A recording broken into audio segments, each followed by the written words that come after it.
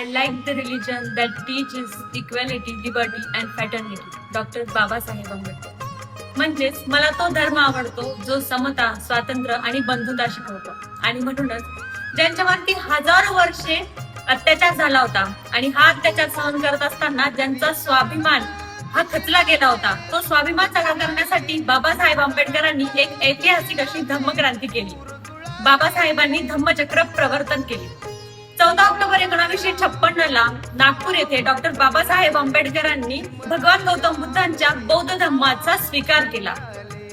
आपल्या पूर्ण आयुष्यात कुणासमोरही न झुकणारे बाबासाहेब तथागतांना आणि त्यांच्या धम्माला शरण गेले. पण तथागत भगवान गौतम बुद्धांचाच धम्म का? तर ही ऐतिहासिक क्रांती करण्याअगोदर बाबासाहेबांनी अनेक धर्मग्रंथाचे अध्ययन केले, सखोल अभ्यास केला. पण तथागताचा हा धम्म हा विज्ञानवादी विचारांचा होता. या धम्मात अंधश्रद्धेला जागाच नव्हती. तथागतांच्या या धम्मात सर्व प्राणी मात्र समान होते, कुणालाही भेदभाव नव्हता. आणि म्हणून हा धम्म स्वीकारल्यानंतर समाजाची प्रगती होईल, उन्नती होईल या उद्देशाने बाबासाहेबांनी तथागत भगवान गौतम बुद्धांचा बौद्ध धम्म स्वीकारला. आणि आज खरोखरच ज्यांनी हा धम्म आत्मसात केला, ज्यांनी याचे अनुसरण केले, आज ते त्यांची प्रगती होताना आपल्याला दिसत आहे. पण मित्रमैत्रिणींनो, मला सर्वांना हे आवर्जून सांगायचे आहे की आजही आपल्या महाराष्ट्रात कित्येकदा आपण अंधश्रद्धेला बळी पडत असतो. आज कित्येक घटना आपल्या समोर येत आहे की ज्यामुळे अंधश्रद्धेला बळी पडल्यामुळे लोकांवरती अत्याचार होतात, महिलांवरती अत्याचार होतात.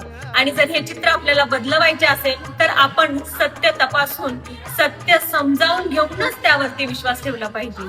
आणि त्याचबरोबर आज जे जागतिक पातळीवर युद्धजनक परिस्थिती आपल्याला दिसत आहे, मला वाटतं त्याला सुद्धा तथागत भगवान गौतम बुद्ध हे एकमेव उत्तर असेल. कारण की भगवान गौतम बुद्ध सांगतात शांतता, संयम आणि अहिंसा, आणि हे आपल्या सर्व जगाने स्वीकारण्यासारखं आहे.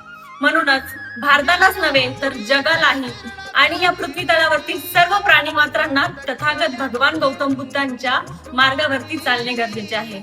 आणि म्हणूनच वाटतं की या जगाला युद्ध नकोय तर बुद्ध हवाय.